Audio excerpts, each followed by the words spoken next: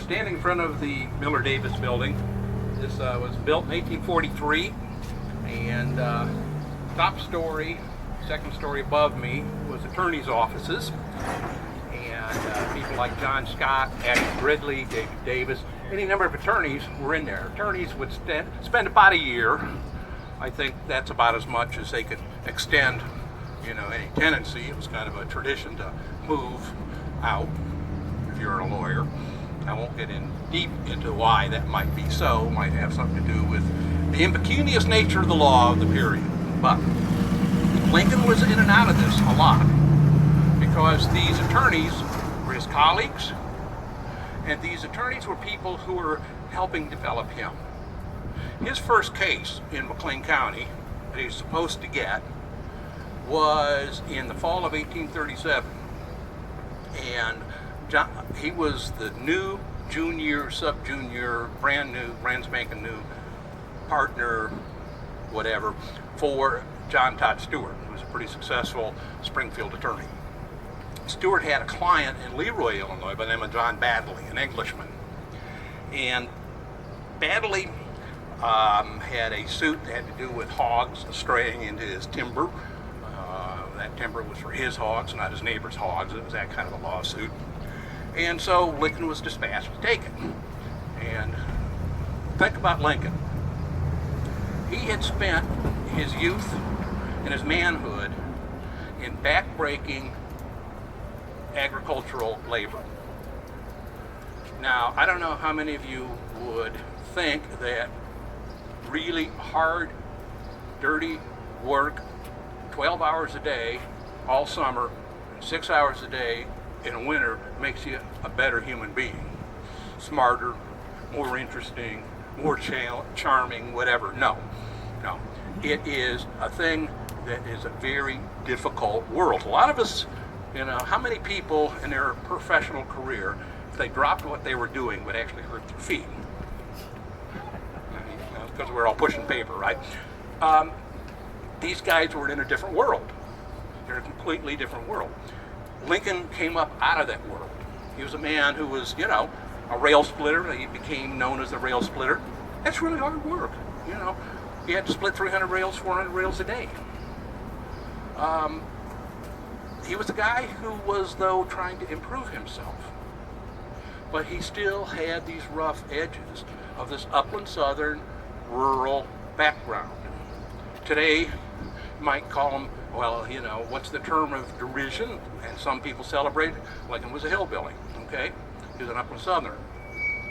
Now, to kind of give you a sense of how John Baddeley, this Englishman, would have seen Lincoln, who was wearing a rough-fitting, ill-fitted black suit that was dusty.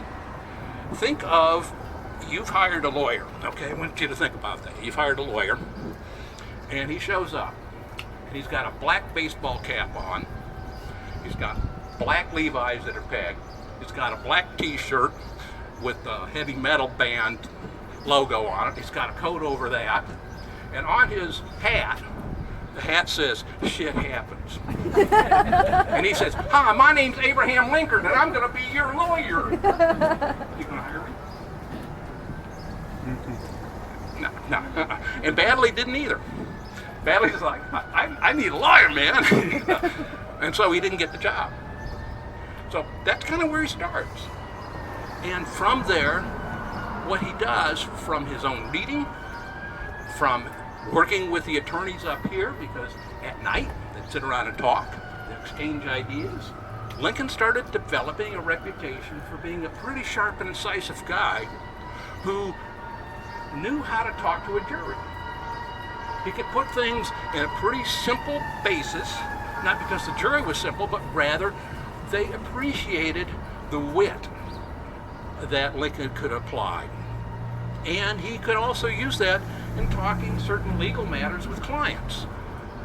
When he was up here in this building, a guy by the name of Zachariah Lawrence, they called him Squire Lawrence, had a legal issue. And so Lincoln said, well, Squire, we're going to have to take a deposition to start on this. And so Lincoln pulls out a half a sheet of paper, just a piece, torn in half, and he folds that in half. So now he's got a piece of paper about that big. And he says, okay, Squire, I'm ready.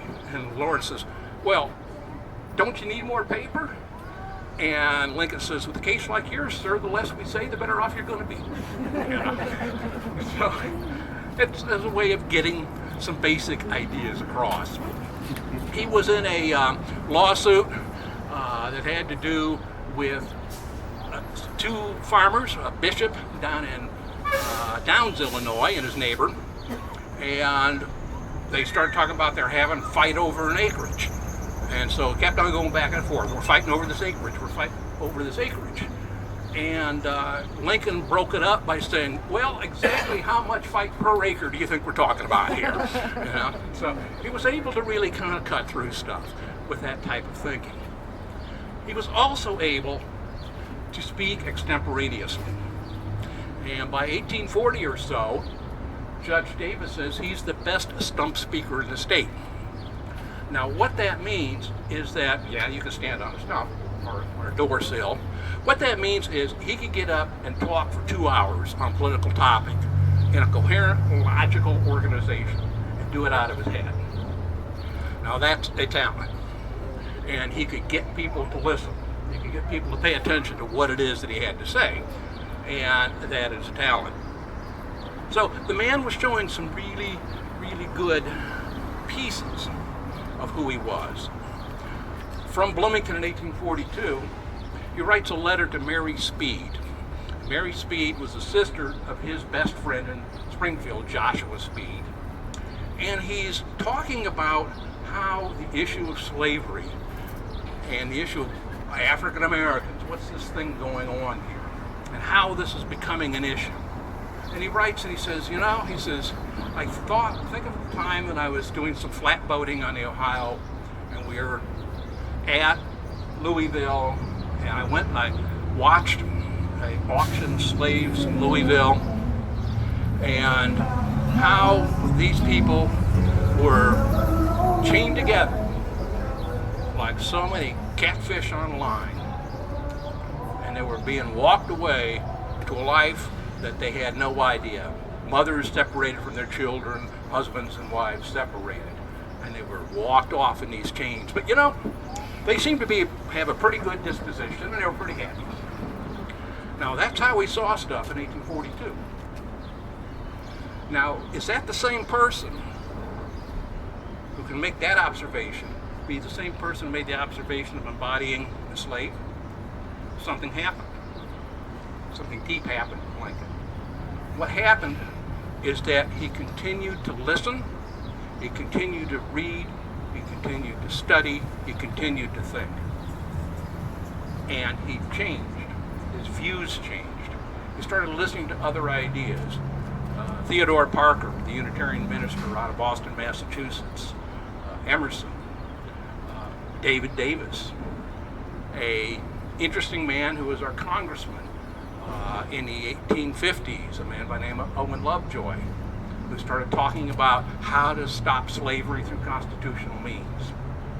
And Lovejoy was a Republican in 1854, and there weren't many of them around. And what Lovejoy kept on saying is we will stop slavery, but we're going to do it through constitutional means. And Lovejoy got elected in the 3rd Illinois Congressional District. McLean County was part of that, and became one of the most radical members of the House of Representatives in Washington, talking about this idea that scared a hell of a lot of people and angered the South. You had to read the debates between Lovejoy and Southern representatives. They're pretty fabulous because there's a lot of insults. We'll talk a little more about him, but that idea, is there a constitutional means to stop slavery, gets discussed in this town in a very, very big way. And we're going to go around the corner and look at a site where a large convention took place to engage in that very idea.